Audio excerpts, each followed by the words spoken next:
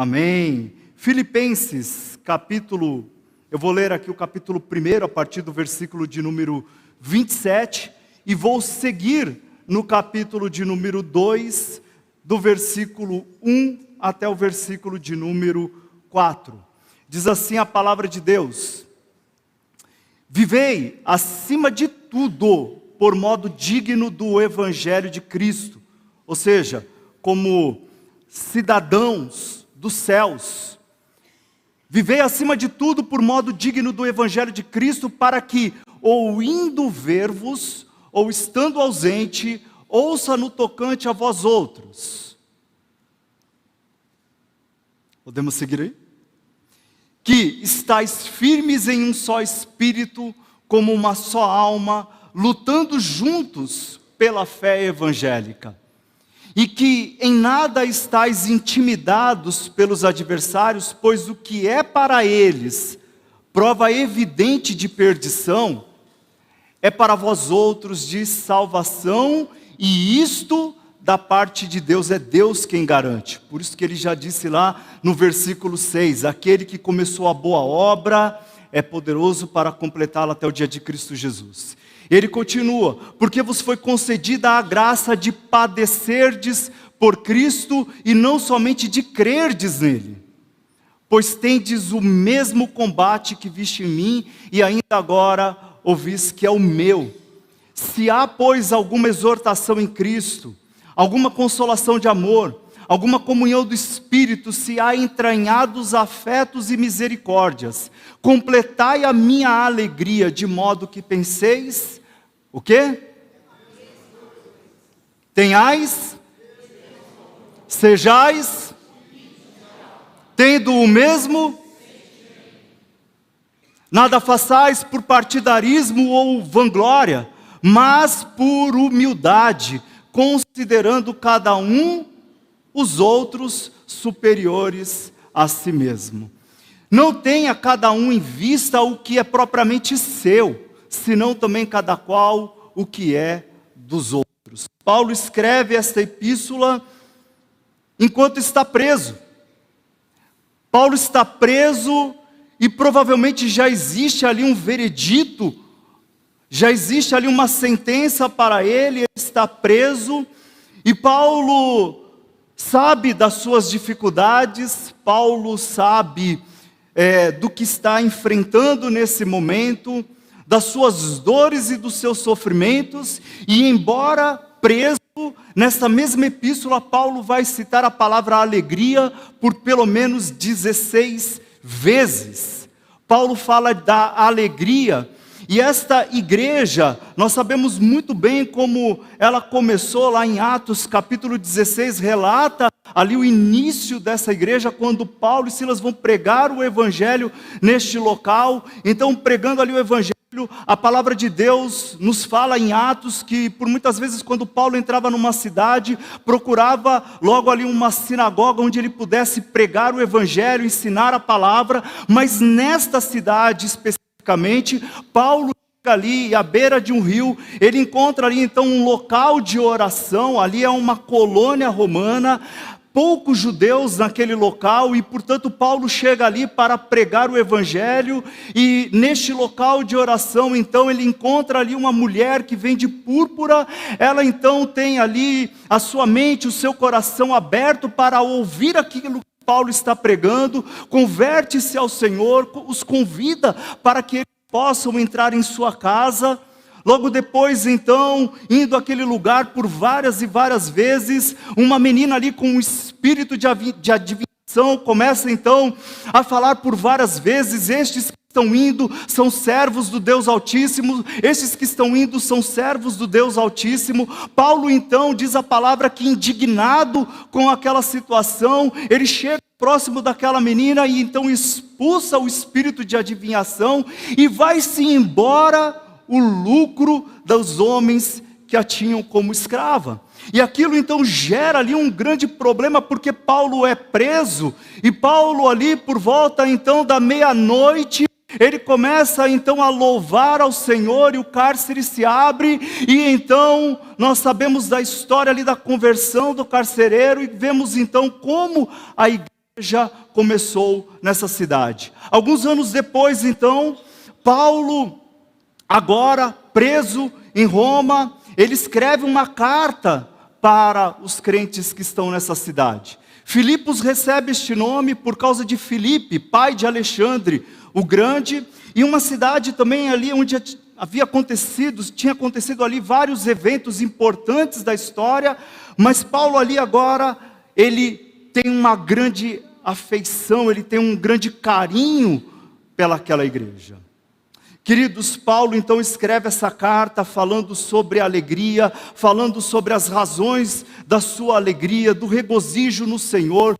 Paulo fala como alguém que tem a certeza, que tem a convicção de que Cristo ressuscitou e que por isso para ele é melhor estar com Cristo. Para ele o viver é Cristo, para ele a morte é um lucro, porque na verdade ele tem a convicção de que partindo ele estará com o Senhor, ele vai estar junto com o Senhor.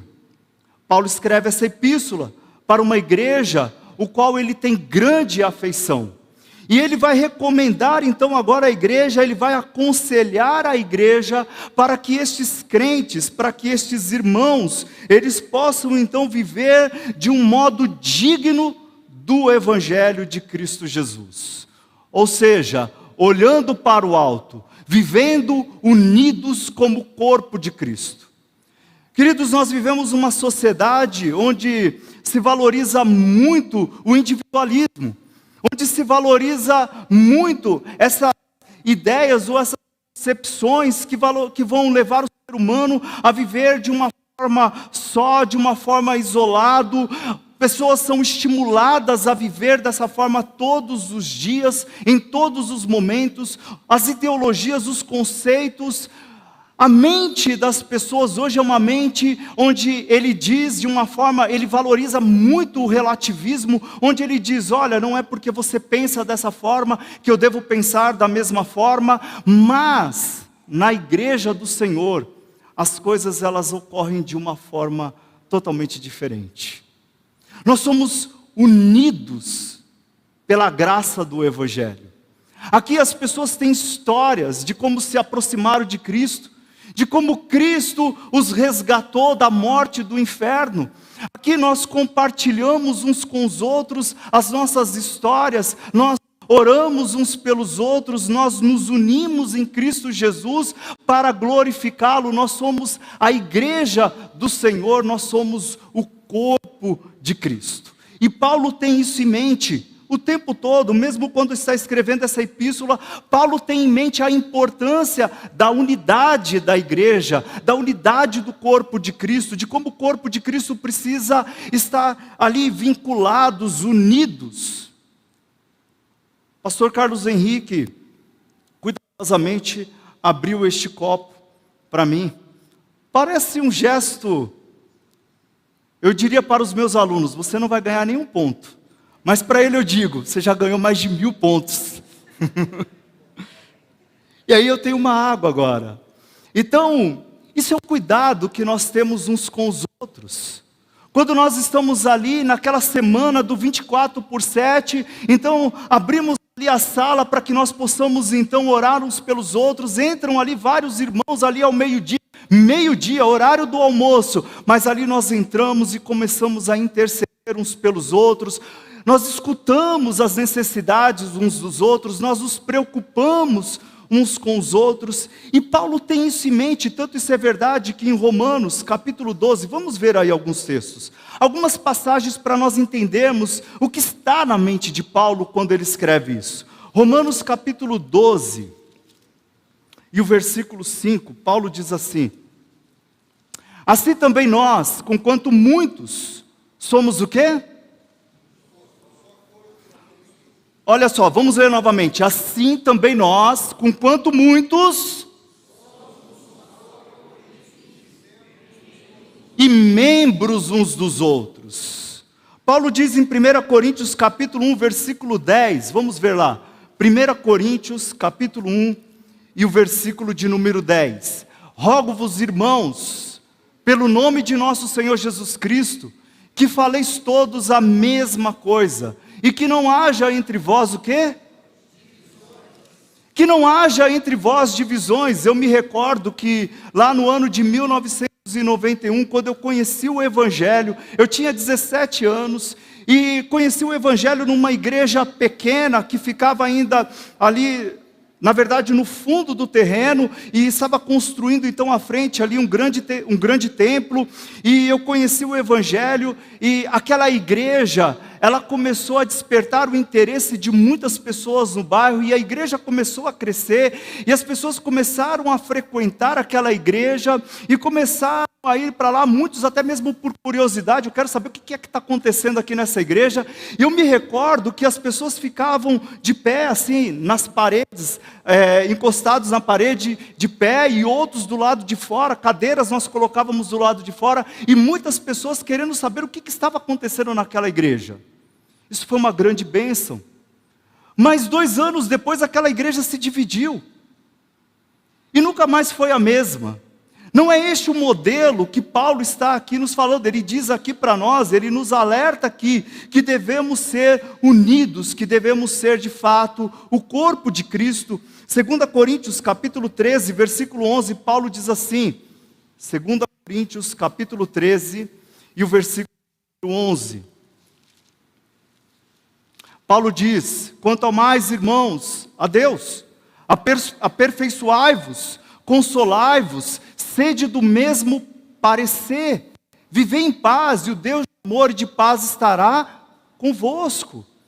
Na mente de Paulo está sempre essa ideia de que a igreja, ela deve ser um corpo unido, o corpo de Cristo.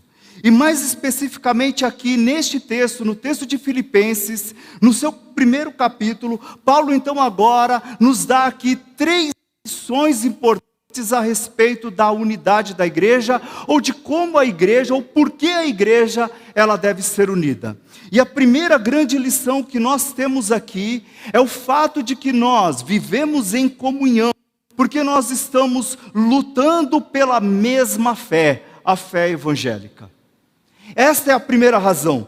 Paulo diz aqui: acima de tudo, vivam de modo digno do Evangelho de Cristo, para que, ou indo até aí para vê-los, ou estando ausente, eu ouça a respeito de vocês, que estão firmes em um só espírito, como uma só alma, lutando juntos pela fé. Aliás, esses termos aqui, lutando juntos, e depois mais à frente, do Evangelho, e que em nada se sentem intimidados pelos adversários, pois o que deles, ou que para eles é prova evidente de perdição, para vocês é sinal de salvação. Isso da parte de Deus, porque vocês receberam a graça de sofrer por Cristo, e não somente de crer nele.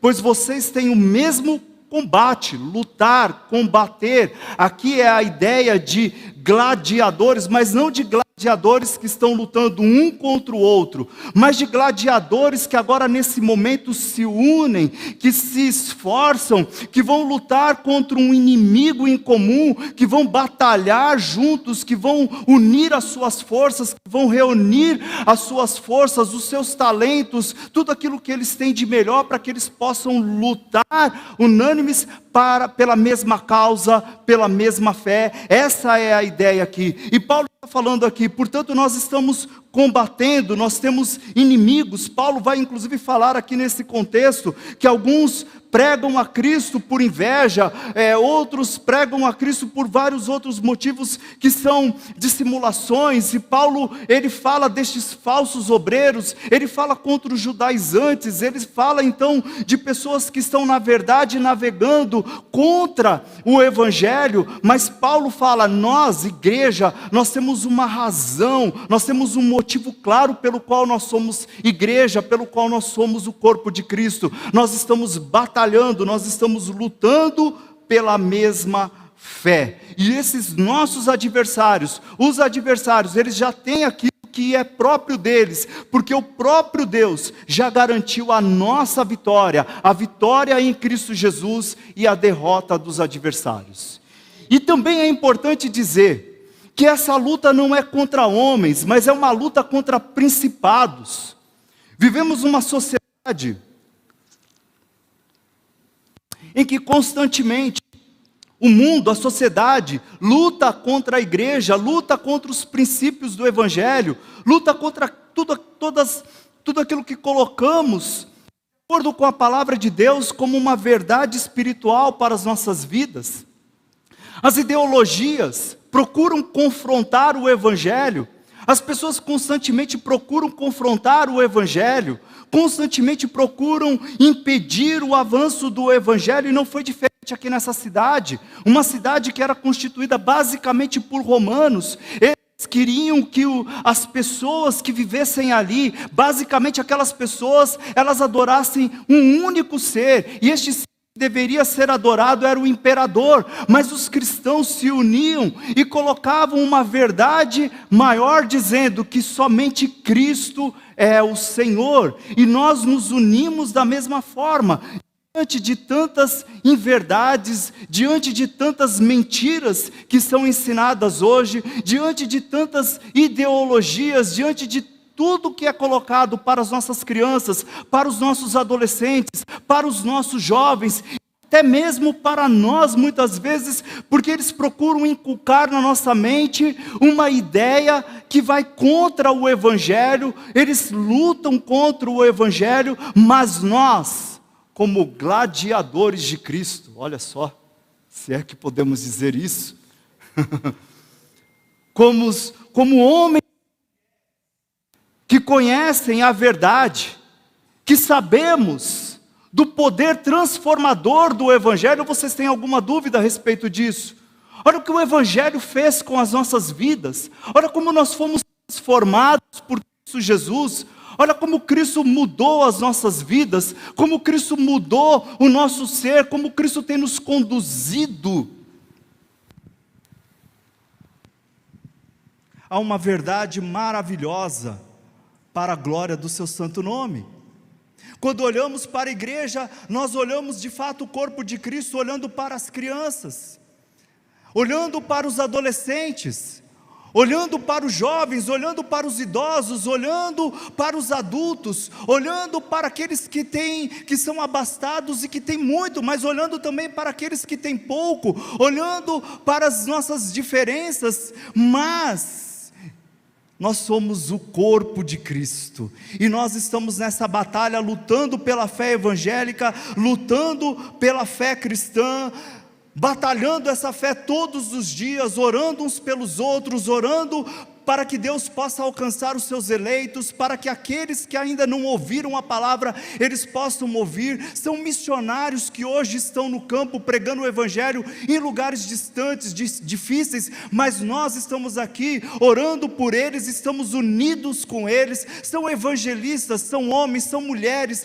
são pessoas que têm dificuldades de sair de suas casas, não é verdade, Lázaro? Fizemos isso agora na sexta-feira, pessoas que têm dificuldades de sair da sua casa, mas vamos lá, levamos o Evangelho, pregamos a palavra, compartilhamos a palavra, oramos uns pelos outros, e fazemos tudo isso porque estamos batalhando a mesma fé, estamos caminhando para o mesmo objetivo, nós temos a mesma razão, nós temos o mesmo modo de pensar, nós temos os mesmos princípios, nós falamos a mesma coisa, porque Cristo nos salvou para ser o seu corpo, aleluia. E eu costumo dizer, não existe lugar melhor do que a igreja. Aqui é uma grande bênção, irmãos, é bom demais nós sermos igreja do Senhor, nós sermos corpo do Senhor, é bom demais nós estarmos juntos, é bom demais nós caminharmos juntos, é bom demais nós ouvirmos uns aos outros, é bom demais, irmãos, aprendermos uns com os outros, é bom demais nós juntarmos as nossas diferenças. Coloca o pastor Carlos Lima para cantar, vocês vão sair correndo daqui, mas nós temos o Tom, glória a Deus por isso, e o pastor tem outros talentos, e o Tom tem outros talentos, e assim nós somos o corpo de Cristo, estamos batalhando pela mesma fé, nós estamos lutando pelo Evangelho de Cristo Jesus, nós queremos ver o Evangelho avançando, e é por isso que nós entregamos os nossos dízimos, as nossas ofertas, é por isso que nós estamos aqui como corpo de Cristo, batalhando em comunhão pela fé evangélica. Segundo, e este daqui é extremamente importante. Paulo diz aqui: portanto, se existe alguma exortação em Cristo, alguma consolação de amor, alguma comunhão do Espírito, se há profundo afeto e sentimento de compaixão, então completem a minha alegria, tendo o mesmo modo de pensar, tendo o mesmo amor e sendo unidos de alma e mente. Se a primeira lição que nós aprendemos aqui é o fato de que nós estamos juntos, como gladiadores, batalhando pela fé evangélica, lutando pela fé evangélica, se nós estamos caminhando pela fé evangélica, se é isso que nos une, a doutrina cristã, a doutrina fiel da palavra de Deus, por outro lado, nós estamos fazendo isso em comunhão e em amor. Amém, queridos? Essa é a essência da igreja. A essência da igreja é o amor. Ninguém pode dizer que ama a Deus se não ama o seu próximo. Nós caminhamos juntos em amor. Essa é a essência da igreja, essa não é a essência do mundo. O mundo não caminha dessa forma, as pessoas da nossa sociedade não pensam dessa forma. Pelo contrário, nós temos aí vários pensadores, vários sociólogos que mostram isso, que colocam isso constantemente nas suas publicações, nos seus livros, colocando, fazendo críticas a uma sociedade que vive cada vez mais isolada, cada vez mais individualista, cada vez mais preocupados consigo mesmo. Mas nós, igreja do Senhor, nós damos o testemunho para o mundo, para a sociedade, que aqui na igreja do Senhor, nós podemos viver em amor, porque o Espírito de Cristo nos conduz a essa verdade. É o Espírito de Cristo que nos leva, que nos conduz a orarmos e intercedermos uns pelos outros, a nos preocuparmos uns com os outros. O Espírito de Deus nos conduz a um verdadeiro amor que o mundo não conhece. Essa palavra amor hoje tão colocada de uma forma tão errada pela sociedade, pelo mundo, e aí nós olhamos para as Escrituras e vemos a importância da unidade cristã. Paulo diz: portanto, se existe alguma exortação em Cristo, alguma consolação de amor, alguma comunhão do Espírito, se há profundo afeto e sentimento de compaixão, então completem a minha alegria. Paulo está alegre, Paulo está preso, mas ele está alegre. Como compreender isso? Como entender isso? Como compreender essa questão? A alegria de Paulo, inclusive lá no capítulo 4, ele vai dizer o cuidado que os crentes de Filipos tiveram para com ele, em mandar oferta, o cuidado que tiveram com um irmão chamado Epafrodito. Aliás, o cuidado que é ensinado aqui nessa epístola, que devemos ter uns com os outros, que devemos ter com as crianças, que devemos ter com os adolescentes, que devemos ter enquanto igreja de Cristo. Preocupação, orar uns pelos outros constantemente, sem cessar, clamar pela igreja, chorar com os que choram e se alegrar com os que se alegram.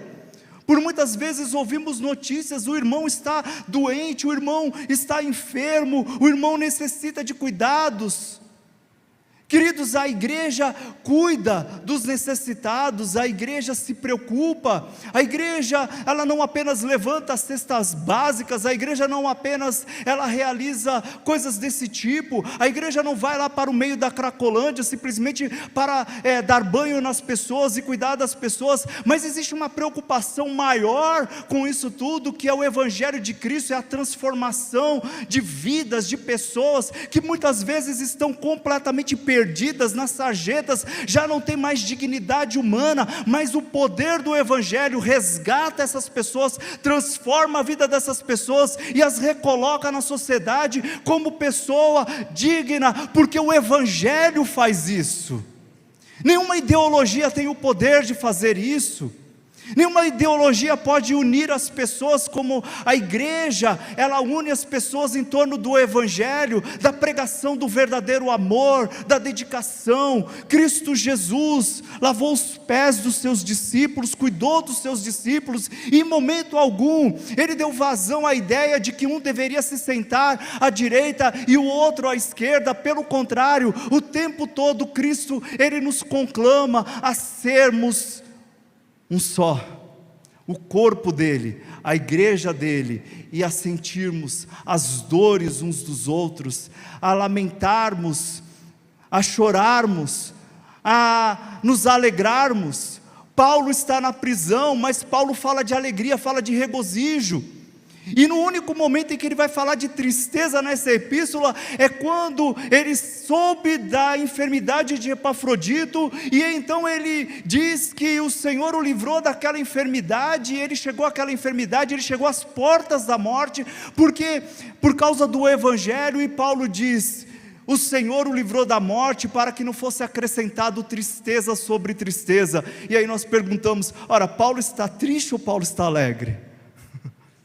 Paulo está alegre, queridos, porque a verdade do Evangelho é a verdade de que nós nos amamos uns aos outros, porque Cristo nos ama, e nós nos amamos uns aos outros. Olha para o seu irmão agora aí do seu lado. Como é que você poderia amá-lo? O Valdir está olhando para a esposa, aí não vale. Como é que nós poderíamos nos amarmos? Como é que poderíamos alimentar esse sentimento uns pelos outros? Como é que poderíamos cultivar esse sentimento uns pelos outros? Como é que poderíamos nos preocupar pelos outros? O pastor Carlos Lima pegou Covid.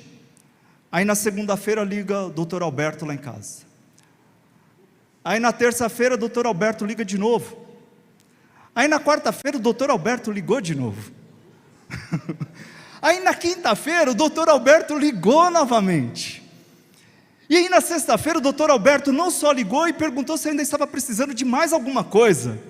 É bom demais ou não é, irmãos?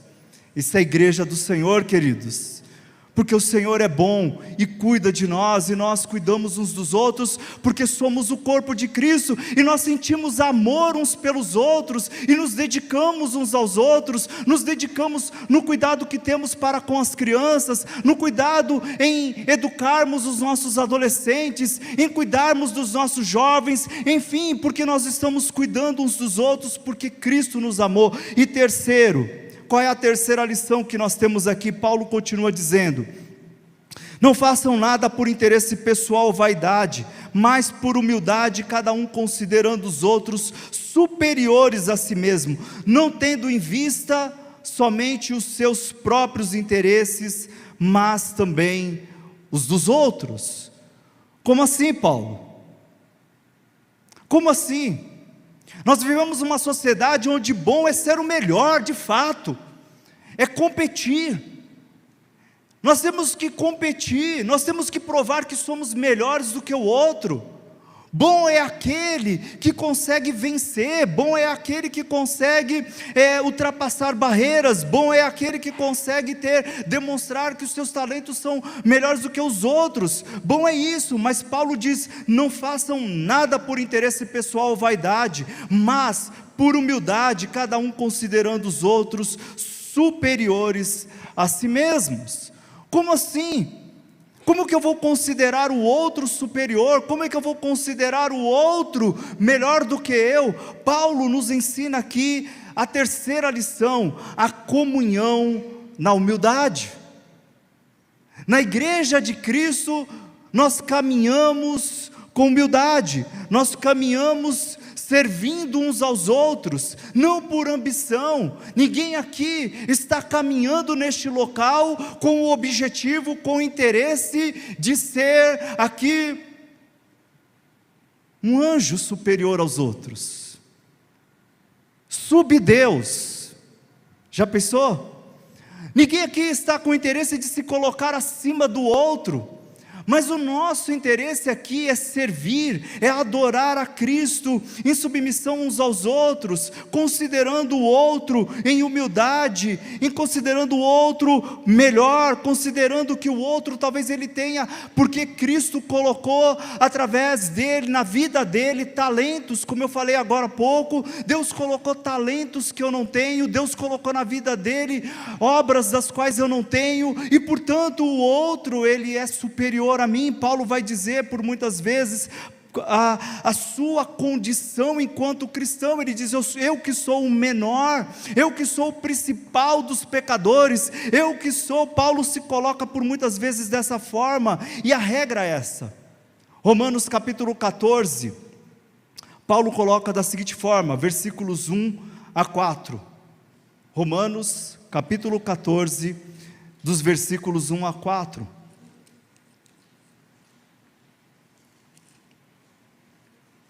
acolham quem é fraco na fé, não porém para discutir opiniões, um crê que pode comer de tudo, mas quem é fraco na fé come legumes. De novo legumes aqui na minha pregação, né? Qualquer dia vai sair um hambúrguer aqui de legumes. Legumes.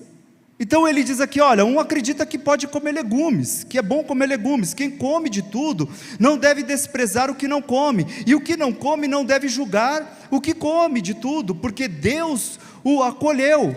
Na igreja do Senhor, nós acolhemos aquele que é fraco na fé, para que ele possa ser educado, para que ele possa ser ensinado, para que ele possa crescer, para que nós possamos crescer juntos para a glória de Deus. Então caminhamos em humildade, caminhamos não como quem é superior ao outro, não como quem é melhor do que o outro, não como quem está sendo estimulado a superar o outro. Isso não existe, não deve existir na igreja de Cristo de forma alguma, pelo contrário.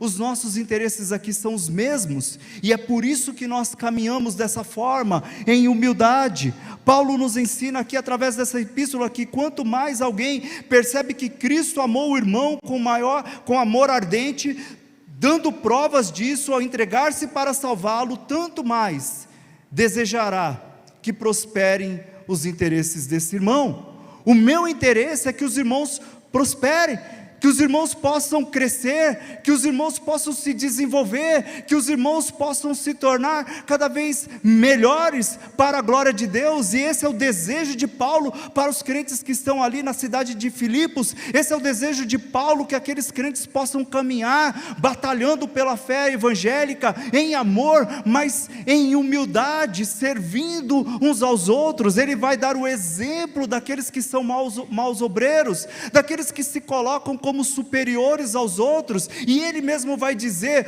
olha, se alguém aqui pode se orgulhar, então eu vou me orgulhar, porque sou hebreu de hebreus, quanto à lei fariseu, quanto ao zelo perseguidor da igreja. Então eu poderia me considerar melhor de fato, mas Paulo ele diz: olha, considerei todas essas coisas como nada, para que eu possa ganhar a Cristo, para que eu possa ter a Cristo. E é assim que nós caminhamos a igreja do Senhor.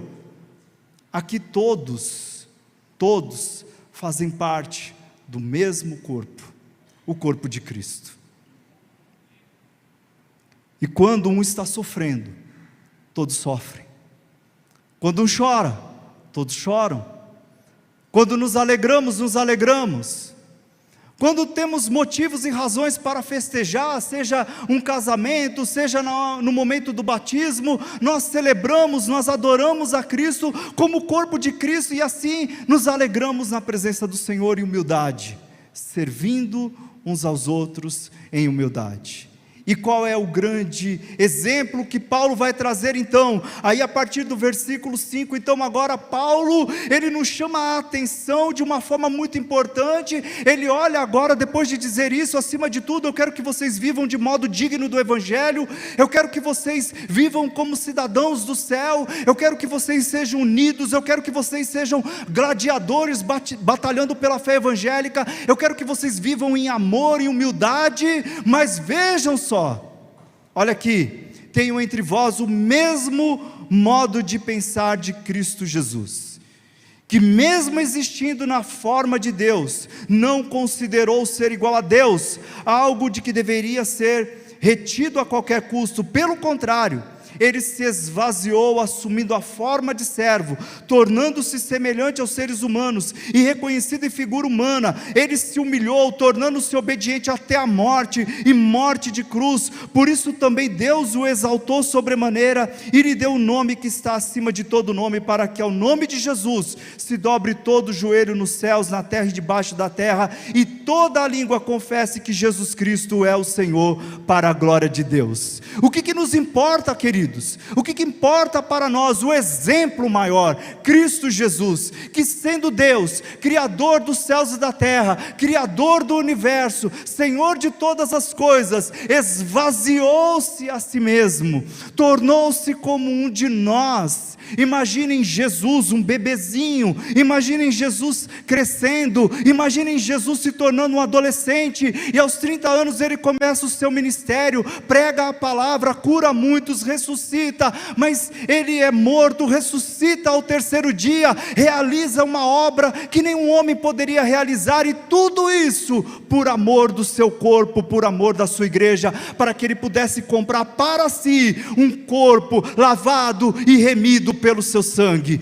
Pessoas de todas as tribos, línguas, nações, de todas as cores, falso japonês como eu, ou verdadeiro japonês como o Dr. Alberto, não importa, Cristo salvou-nos para a glória do seu nome. E como é que nós vivemos hoje? Vivemos olhando para Cristo, o nosso espelho é Cristo, e por isso eu quero batalhar pela fé, por isso eu quero viver em amor com os meus irmãos, por isso eu quero viver em humildade para a glória de Deus, porque nada mais importa senão o Evangelho de Jesus Cristo, nosso Senhor, e Ele é o nosso grande exemplo. Cristo se humilhou para que nós pudéssemos viver em unidade para a glória do seu nome. Cristo nos salvou para que nós pudéssemos chorar uns pelos outros. Cristo nos salvou para que nós pudéssemos espelhar aquilo que nenhuma ideologia pode. Cristo nos salvou para que nós pudéssemos ser sal e luz do mundo, igreja do Senhor, lavada e remida. Coloca agora a sua mão ao lado do seu irmão, no ombro do seu irmão.